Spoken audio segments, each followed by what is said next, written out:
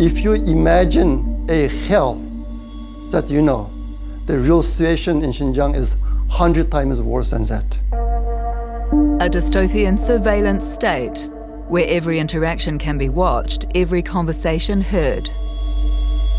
There is no freedom for Uyghur people. Government workers sent to live in people's homes to monitor them. It's not like proper life you want to have. There's the human rights abuse in plain sight, and then there's the hidden. I lost contact with my family 3 years back. People rounded up and detained in internment camps, first-hand reports of systematic rape, torture, forced labour, forced sterilisation. If I do contact him, then he may be back to the concentration camp again, so I just don't want to take that risk. In 2018, the US State Department put the number of detentions at possibly more than 2 million, and now the US and others have begun calling it genocide. I can count at least 20 people. I lost contact. I don't know where are they. Human rights violations on an almost inconceivable scale against the minority Muslim Uyghur people in Xinjiang, a region of far western China. If I speak so loudly, maybe my full family, all family will get killed. Maybe I will get killed. The New Zealand government has expressed concern, but it hasn't backed those words with action. We rely on China for trade, $32 billion worth. We can't travel there anymore, not just because of COVID, but because journalists can't freely report. So we've used extensive reference material, photos, video, people's descriptions to build this city.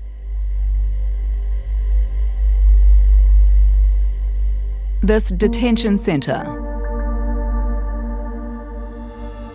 This factory, to give you a sense of what it's like, so we can tell the story of how all of us, including our government, are implicated. China is trying to eradicate the Uyghur people.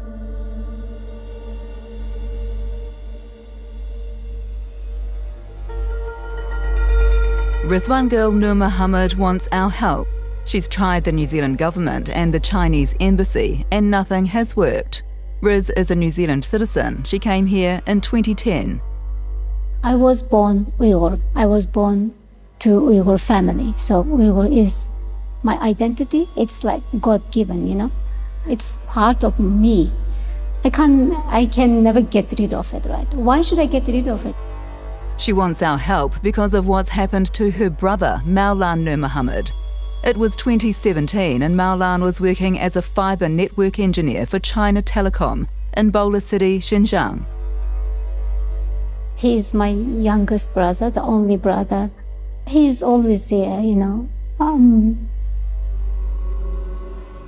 Like especially after I lost my father, he was the one that I always turned to talk to. By 2017, Maulan was a husband and father of a baby boy, but 3 years earlier, he'd been to Turkey to study. At that time, there were a lot of business opportunities that require Turkish language. Which you'd think would be uncontroversial, but it seems this trip to Turkey was enough to anger the CCP, the Chinese government. He was having lunch at a local restaurant during his lunch break from work. A few policemen in civilian clothes, they came to arrest him. They didn't provide any explanation why they are arresting him. He was taken for questioning, and then we expected that he would be freed soon because he has done nothing wrong. What was the charge? The charge was splitting the state, which means secession, But what does that even mean? What was he accused of doing? There has no any official information. And no trial? No trial has provided to justify such imprisonment. What sentence was he given? I really don't want to even mention this sentence because it does not make sense. My brother does not deserve to have such sentence. He's an innocent person. But he was given a sentence. It is 9 years, 19 years, 29 years. It doesn't make big difference for me. It is injustice. It is unfair. It shouldn't happen. Yet it's happening to everyone we meet in the New Zealand Uyghur community. Around 100 Uyghurs live here, and they all have a story of someone who's disappeared, though most are terrified to be seen telling it. Why do you not want us to see your face? I worry that CCP might harm my family. If I speak truth, they retaliate my loved ones on back home. What do you fear that retaliation might look like? They might go into jail or concentration camp or unimaginable torture. Do you feel safe in New Zealand? Not even here, because they have a big influence in New Zealand. They can do anything to your family members. That's why you don't want to show your face? Yes. Just a couple are prepared to take the risk. This is something I have to do. I have to tell the truth. I wish the New Zealanders know, so I am speaking. Which family members are you worried about? All of them. Just I am alone in the free world. My mother signed a form. She is not allowed to contact with me.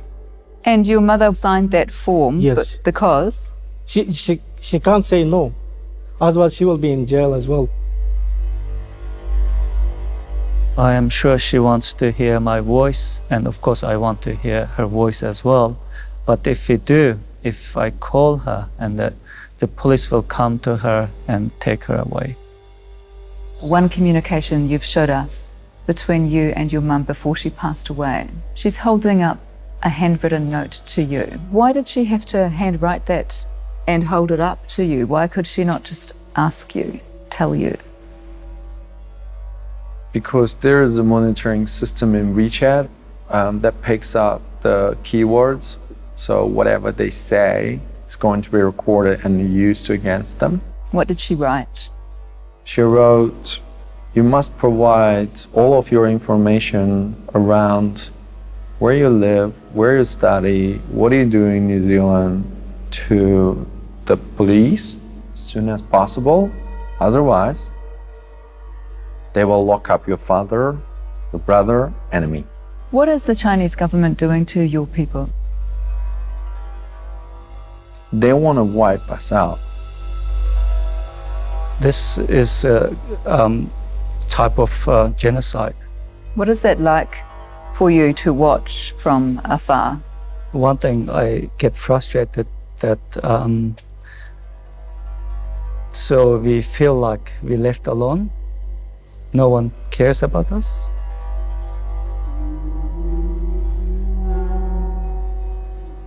Most of the Uyghurs we're speaking to are New Zealand citizens. So does New Zealand care? Good afternoon.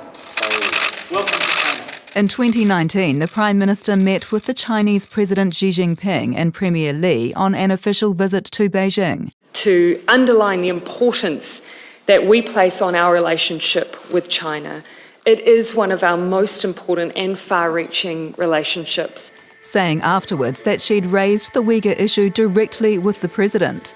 In 2020, New Zealand joined 38 other countries to criticise China, calling for immediate free access to Xinjiang for international observers. And then more recently, we have consistently as a nation raised concerns around what we've seen with the Uyghurs. We've raised it at the highest level. I raised it face to face with the leadership when we were in Beijing. I don't know what could be stronger than raising it face to face with the leadership in Beijing. Speaking behind closed doors is one thing, but other countries are doing more. Mr. Speaker, internment camps, arbitrary detention, political re-education, forced labour, torture and forced sterilisation, all on an industrial scale. It is truly horrific. Mr. Speaker, we have a moral duty to respond. Here in the UK, we must take action to make sure that UK businesses are not part of the supply chains that lead to the gates of the internment camps in Xinjiang. As a committee, we found that genocide in fact is occurring. We also found and recommend that the Government of Canada consider asylum for these people, those who are subject to crimes against humanity. You might think it's easy for the UK and Canada to be critical when they send only around 5% of their exports to China, and we send a quarter of ours. But Australia sends even more of its exports to China than we do, and it's not pulling its punches. To ignore the plight of the Uyghurs would send a signal to every nation around the world that Australia doesn't care about human rights as long as its powerful trading partner is trampling on them. We must speak out against this, and more importantly, we must act. And it has. In 2020, Australia introduced legislation banning the importation of goods from Xinjiang and goods produced by forced labour in other parts of China. So what, practically, have we done? In many ways, it seems like it's in the too hard basket for New Zealand. Our colleague Anna Fifield is the former Beijing correspondent for The Washington Post. She has reported extensively on the Uyghur oppression. How compromised are we by the fact that our two-way trade is worth $32 billion a year? Are we scared to take on China? I think many countries are scared to take on China because China has shown that it will react economically and diplomatically with impunity. But that doesn't mean that we shouldn't be following suit and raising these same issues and continuing to show China that we won't stand for this. This is not in line with our values, because I think when we look back on this, we will want to know that we have stood up for what we believed in and not just being kind of mercenaries to our economy and our trading relationship. I would have thought that that something would have been done by now, since it's been so long and so many people have been suffering. That, like, after all this time, how come we haven't really, done anything big, you know? The consequence of being scared to take on China is that we're in danger of putting business relationships before the persecution of a people. As part of our investigation, we've zeroed in on New Zealand's links to the technology driving the most intensive surveillance in the world. And this surveillance comes in the form of high-tech surveillance, cameras, tapping into phones, monitoring telephone conversations, doing cell phone checks on the street. Essentially, no one is completely free or can avoid the purview of the state. Which even includes Uyghurs being forced to give up their biometric data, DNA samples, fingerprints, and voice prints or samples of speech. Voice print technology is frightening because you could identify someone from an anonymous recording of a telephone call. You can figure out exactly who that person is by their unique voice print. And the leading producer of voice print technology is a company called iFlyTech. I am AI. I am iFlyTech. A multi-billion-dollar enterprise that specialises in artificial intelligence and robots. iFlyTech is a massive homegrown Chinese company. Part owned by the Chinese government. It's very much a part of the system. And since 2017, there have been concerns raised publicly about iFlyTech's technology being used in the human rights violations against Uyghurs, to the point that the US ended up putting iFlyTech on a trade blacklist. What do you think a Chinese company's appearance on that particular blacklist should mean for New Zealand businesses dealing with that company? It should absolutely raise alarm bells that it is on this blacklist. There is some real cause for concern and that we should not be dealing with them. But we are. In fact, iFlyTech has links which go all the way to the Beehive. How's that been allowed to happen when it's not hard to find out what else iFlyTech is doing? As early as 2017, iFlyTech has been supplying kindergartens in rural Uyghur communities in southern Xinjiang with smart robots that are employed to help minority children learn standard dialect of Chinese, known kind of popularly as Mandarin. Kindergartens like this, surrounded by barbed wire, the signs say only Chinese must be spoken. We don't know the circumstances that these young children are under to be placed in these kindergartens. Have they been orphaned?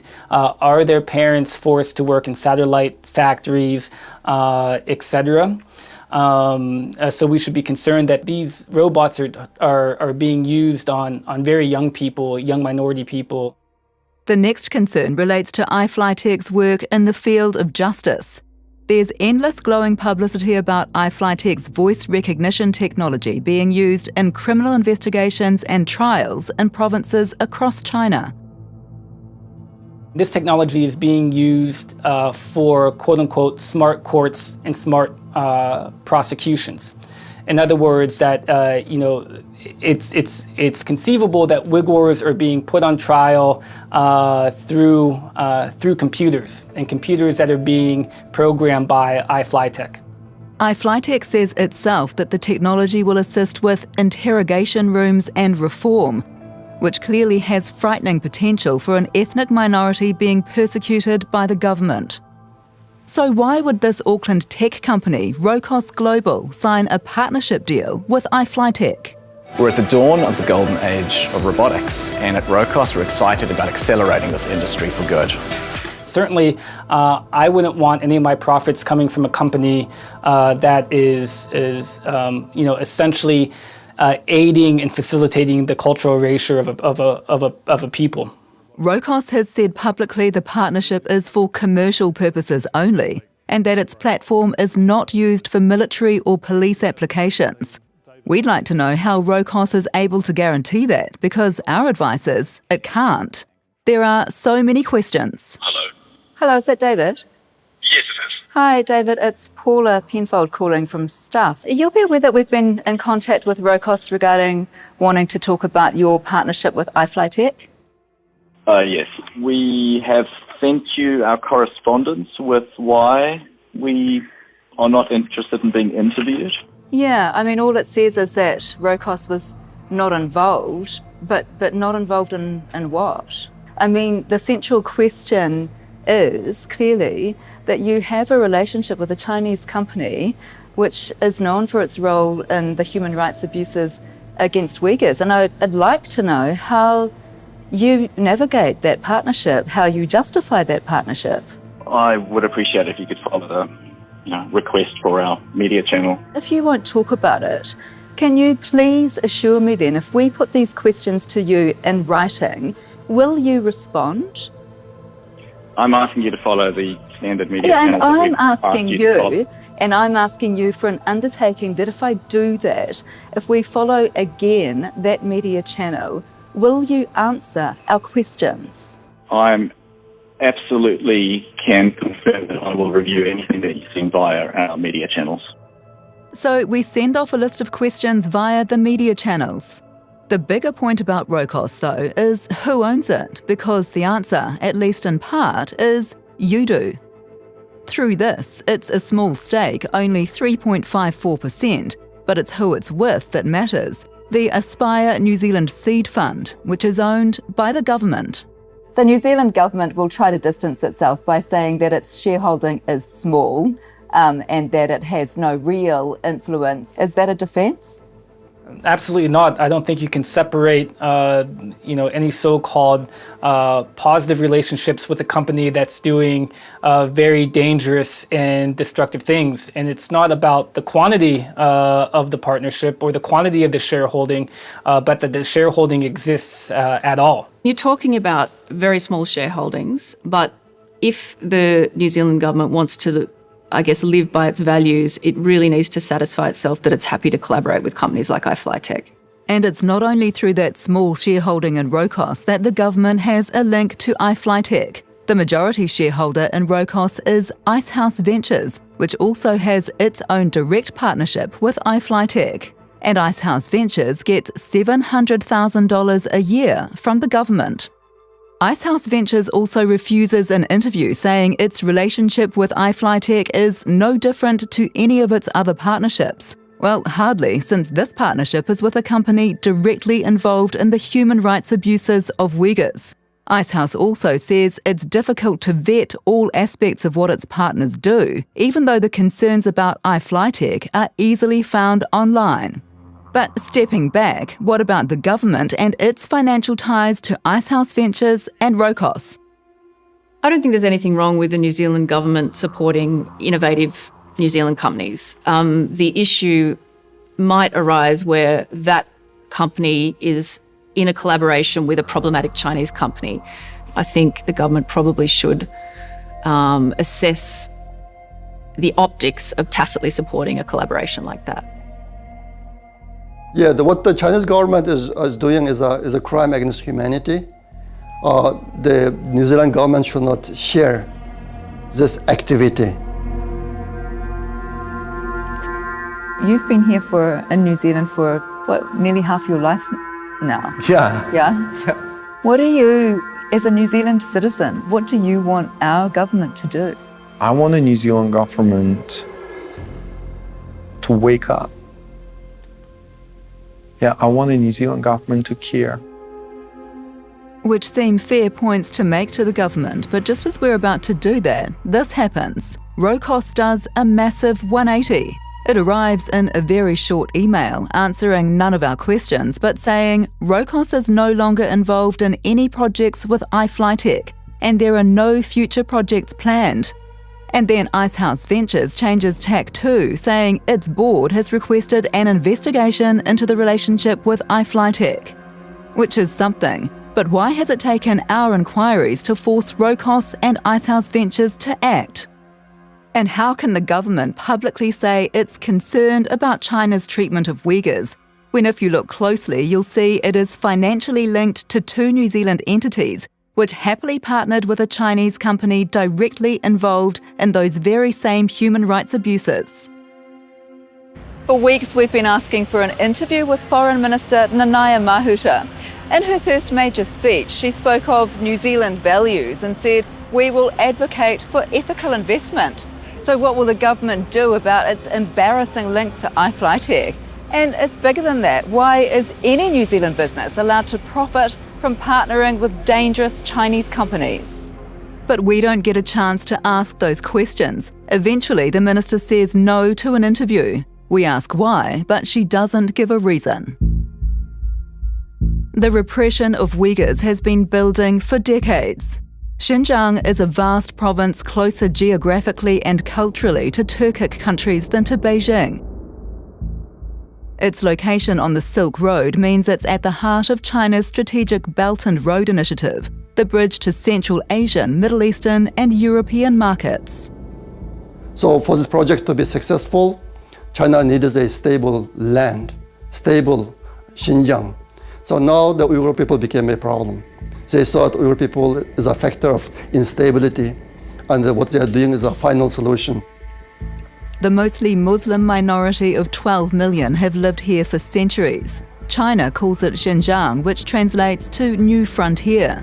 Uyghurs reject that name because it's no new frontier to them, it's home. They call it East Turkestan, sometimes simply Uyghur land. I think this is the really right name, Uyghur land. Because to remind them, we never give up. We lived there thousands of years, and we built our culture, we built our history, and we lived there generation and generation. And then this happened. Protest escalated into a riot in 2009. 200 people were killed. China blamed Uyghur separatists to justify a brutal crackdown, releasing propaganda videos to support its case. 就是从意识形态方面来肃清这个恐怖主义，这个工作呢，实际上还是一个比较长期。 What the CCP wants to remove includes praying or having a long beard or wearing a burqa. This person prays 5 times a day, 15 years. This person is a writer, 15 years, just like that. they all got 15 years of sentence. Putting whole population as a target, that this whole population is a terrorist, is completely wrong. They cannot do that. Yet they are. The first reports of mass extrajudicial detention began to emerge in 2017. At first, the Chinese government tried to deny the internment camps existed. It took about a year for the Chinese Communist Party to cobble together a story and a narrative that suggests that these were vocational training centers. So activists and academics began to trawl the internet for evidence, finding the CCP's own documents such as tenders to prove the camps were being built to detain people without any legal process. And the conditions in the detention centers are very, very harsh. They share rooms with up to a dozen other people. They only have one toilet. There are mandatory study sessions, and much of the day is spent viewing kind of de-radicalization films, films about so-called illegal religious practice, and then memorizing patriotic cadences. So these are individuals who are taken out of society but haven't been actually formally charged of a crime, nor have they been convicted of a crime. My younger brother and also my brother-in-law has been detained. There's been no trial? Nothing. Nothing? No. He's a father? He's a father of 3 children. Is he a terrorist? No, he's not a terrorist. A separatist and extremist? No, never. One of them, even in the jail, for 11 years sentences. My big brother. What was the sentence for? What is the charge? I heard says double face. Double face like terrorism? What does that mean?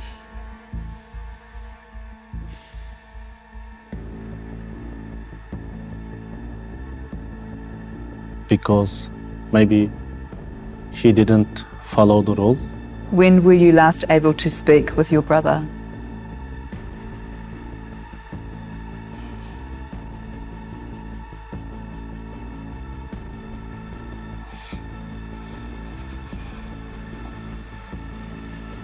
Maybe 5 years. In 2019, the Chinese government then tried to claim what it called trainees had all graduated from the supposed vocational re-education centres. But Australian researchers used satellite imagery to identify 380 suspected detention facilities to prove they were still being built. You can see these centres, the largest of which is about 5 kilometres long, just appear kind of out of the desert in Xinjiang, some of them. You'll see multiple layers of fencing, high walls, watchtowers. Sometimes a particularly chilling example was there's a caged, sort of wire-caged entrance tunnel from the processing centre where detainees arrive. They're frightening and forbidding places. Remember how we said journalists can't freely report? I hadn't even got to baggage claim before the police were there waiting for me. Well, this is what happens when they try. Okay, so what happened? And then right now I can listen to... Yes, what happened? Nothing. These men were obstructing us. All we were doing was walking on the street. We were doing nothing. Anna Fifield was last in Xinjiang in 2020. They were following us and monitoring us at every step. What did you see in relation to internment camps, detention centres? They've built many much more traditional prisons around the place. So they've moved into a situation where they are treating people like criminals now much more than they were previously. On which note, you're aware that we're looking at the case of Maulan Nur Muhammad. So he's serving a 9-year sentence at Bayer Prison in Shahidsa City, which is run by the ex-PCC. What is that? Yeah, so this is a construction company, but it is owned and operated by the Bingtuan, which is this paramilitary organization it's part of China's security apparatus, but it operates only in this Xinjiang area. And they have really been at the forefront of the Chinese government's efforts to keep this population under control there. You can see by driving around these places that there are work areas, hard labor areas near these prisons. One NGO describes it as an open pit mine for clay, for bricks. Oh, that means they use detainees in forced labor? Correct. Nobody should be forced to in that kind of labor. I insist that my brother should be released. He should be freed. Rizwan girl Nur Muhammad has tried in the past to email the prison but got no response. It's a long shot because there's no phone number publicly available. But with the help of sources and a translator, we finally get a number to try. 亲爱的市民朋友，石河子市正在创建全国文明城市美德。你好，请说。喂，你好。喂，你好。你好，哪位？哎，请问这边是石河子市的北野监狱吗？没有管理的权限。哦，没事，您是说您是需要先核实我的身份是吗？ He said, "I'm sorry, I can't verify your identity, so I can't help you." We keep trying, but he won't pick up again. Riz has also asked the Chinese embassy for answers, but has received nothing. So today, she's trying a direct approach. I'm here to demanding a humanitarian response. From the Chinese consulate? Yes. Okay, and what will you ask for specifically, do you think? If you get to speak to anybody. I will ask free my brother because he's innocent. We are demanding the Chinese consulate, the highest official entity of the Chinese government in New Zealand, to respond to us, to release my brother, bring a complete stop to my family's suffering. Yeah, but sorry, my dear. They said the consulate doesn't want to talk to you. Yes. He doesn't want to talk to us either. He hasn't responded to our request for an interview. Mr. Ruan Ping. We'll just follow. But today is a festival in Auckland to celebrate the Chinese New Year, a public opportunity to put questions. We're investigating the case of Mr. Maulan Nur Muhammad, who your embassy is familiar with. He's a Uyghur man who's imprisoned in Bai prison in Shahidza city. What we want to know is what is the evidence for that conviction against Mr. Nur Muhammad, and we'd like to see the evidence of there being a trial for Mr. Nur Muhammad. I believe the Chinese legal system and is workable, and Can I you think then any show of the cases can be tried in a fair process. Good. Yeah. If there has been fair process, can you please provide us with the evidence of that fair process and a transcript of the trial and the evidence of the charge against him that has led to his imprisonment for 9 years? Yes, actually it's not my job. So we follow up with the Chinese embassy, reiterating our request, but their reply tells us only what we already know, giving us no evidence, no proof of a trial. What else is left for Riz then? What is the government doing to help her? Senior officials did meet with the Chinese embassy, but we've seen the resulting correspondence, and China supplies no new information and simply brushes off Maulan's case as a domestic issue. It's true, he's not a New Zealand citizen, but Riz is. And when the minister speaks of values guiding our diplomacy and that we champion human rights, why aren't we doing that for Riz? Should we be letting the Chinese brush this off in this way when a New Zealand citizen is bravely trying to help her brother? I think New Zealand should be speaking out about this case and the other cases, the whole situation in Xinjiang at every opportunity.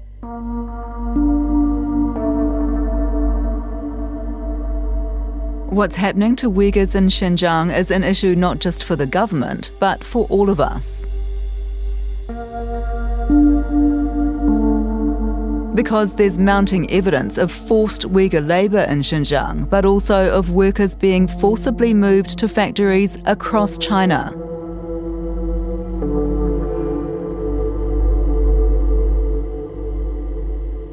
And here in New Zealand, our shelves are lined with products made by global brands that are household names, which have been linked to that forced Uyghur labour. What happens in those factories? Uyghur workers are kept in separate dormitories. They're constantly surveilled. They have to attend patriotic education, have to attend Mandarin classes. They're generally not allowed to practice their religion. A Washington Post journalist visited one of the factories we found and found it was surrounded by high walls, barbed wire fences. That journalist was Anna Fifield. There were thousands of Uyghur, mainly young women, who had been shipped from Xinjiang to this relatively remote place to work in a factory. What was being made in that factory?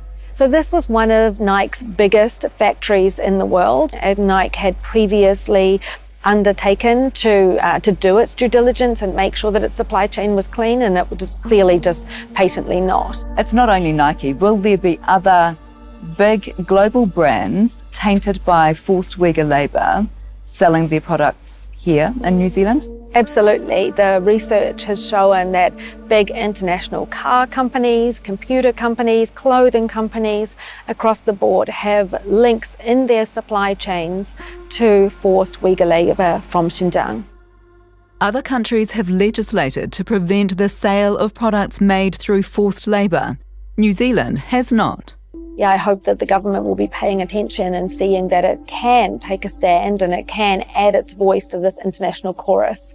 I mean, I think there are cases where we can actually do things about it, as in the case of the Nike factory in Qingdao, and where they stopped that practice. But even if it doesn't result immediately in a change of practice, it's incumbent on us to stand up and say, this is wrong, and we don't want to support this, we don't want any part of this, we object, and we will find a way to make sure we're not part of it. Is there reticence because of the clearly very complicated political and trade ramifications when you do bring in such legislation? It's hard to be pro-slavery. I mean, I think it should be pretty straightforward that no one wants to be buying goods made with forced labour. So if there's reticence, I don't see why there should be. What the Chinese Communist Party is doing to Uyghurs is the largest scale detention of religious minorities since World War II. But try talking about it with Chinese officials here. It's totally fake news. It's totally fake news. Mr. Wan, there is evidence coming out every day from former detainees. There is satellite imagery of the building of detention centres. There is the Chinese government's own documentation of tenders being let for the building of detention centres. There is evidence of forced sterilisation of Uyghur people, of women being forced to undergo abortions. This is the evidence, Mr. Wan. It's fake news. It's from some institute in Australia, and then they found this institute funded by the Department of States of United States. So the information provided by the US, so that's the fake news. It's truly fake news. The Australian I don't want to discuss that. And Mr. Wan, in terms of the treatment of Uyghurs in Xinjiang, New Zealand citizens cannot even communicate with their relatives I think in Xinjiang. today, so you just talk about this kind of fake news. Well, I cannot make any comments on that. It's baseless. Every single member of the Uyghur community we have spoken to in New Zealand is family members or friends who have been detained by the Chinese government in Xinjiang. I don't want to talk to you about that once again. It's baseless. It's baseless. It is not baseless, Mr. Wan. Mr. Wan, there is evidence coming out every single day about the atrocities being committed by the Chinese government against the Uyghur people. Maybe after several years you will know the truth. Yeah. Or maybe the people directly affected by the atrocities know the truth already. Mr. Wan, is there something that you will say to the members of the Uyghur community in New Zealand? Mr. Awan, is there something you will say to the members of the Uyghur community in New Zealand? I have kind of pretended to be strong. I didn't allow myself to cry for a long time. But I think this kind of stress or anxiety and concern has been going on and on. Now more than 3 years. So I think it's really painful. I want him to be released immediately, and I really want to sit with him and eat with him at the same table. I miss those moments.